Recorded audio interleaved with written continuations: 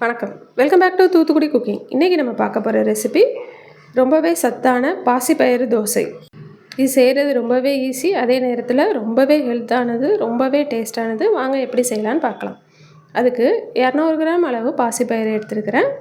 100 gram பச்சரிசி, 2 பங்குக்கு 1 பங்குன்ற கணக்கு வச்சுக்கோங்க. பாசிப்பயிறு 2 பங்கு, அரிசி 1 பங்கு. இப்போது இதை நம்ம தண்ணி ஊற்றி நல்லா கழுவி எடுத்துக்கலாம். கழுவி எடுத்துகிட்டு தேவையான அளவு தண்ணி ஊற்றி அது நல்லா முங்குற அளவுக்கு வச்சுருவோம்.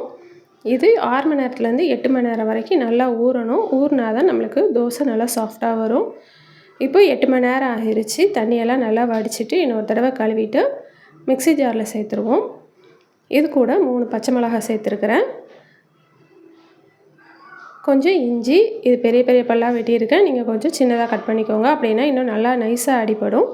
1/4 டீஸ்பூன் அளவு ஜீரகம், தேவையான அளவு உப்பு சேர்த்துக்கலாம். கொஞ்சமாக கருவேப்பிலை சேர்த்துக்கோங்க. மல்லிச்செடி ஃப்ளேவர் பிடிக்கும்னா அதுவும் சேர்த்துக்கலாம். அதுவுமே உடம்புக்கு ரொம்ப ஆரோக்கியமானது, டேஸ்ட்டும் சூப்பராக இருக்கும்.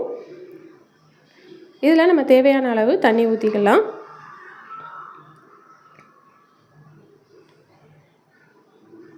அதெல்லாம் மூழ்கிற அளவுக்கு தண்ணி ஊற்றிருக்கேன். ஊற்றி நம்ம அடித்து எடுத்துக்கிடுவோம்.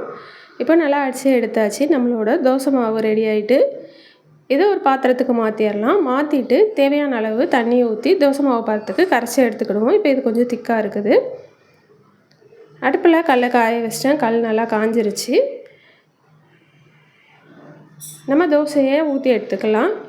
இதில் நல்லெண்ணெய் ஊற்றுங்க, ரொம்பவே சூப்பராக இருக்கும். ஒரு பக்கம் வெந்ததும் திருப்பி போட்டு அடுத்த பக்கமும் நல்லெண்ணெய் ஊற்றி சுட்டு எடுத்திங்கன்னா நம்மளோட பாசிப்பயிறு தோசை ரொம்பவே சூப்பராக ரெடி ஆயிடுச்சு. பாசிப்பயிரில் விட்டமின், தாதுக்கள், புரதம்னு எக்கச்சக்கமான சத்துக்கள் நிறைஞ்சிருக்கு.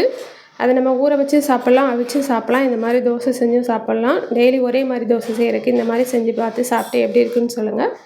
நாங்கள் இப்போ பாசிப்பயிறு தோசை சாப்பிட போகிறோம். நீங்களும் உங்கள் வீட்டில் செஞ்சு பார்த்து சாப்பிட்டு எப்படி இருக்குன்னு சொல்லுங்கள். என் சேனல் பிடிச்சிருக்குன்னா லைக் பண்ணுங்கள், ஷேர் பண்ணுங்கள், சப்ஸ்கிரைப் பண்ணுங்கள். ஏற்கனவே சப்ஸ்கிரைப் பண்ண சப்ஸ்கிரைபர்ஸ்க்கும் வியூவர்ஸ்க்கும் என்னோட நன்றிகள். நன்றி, வணக்கம்.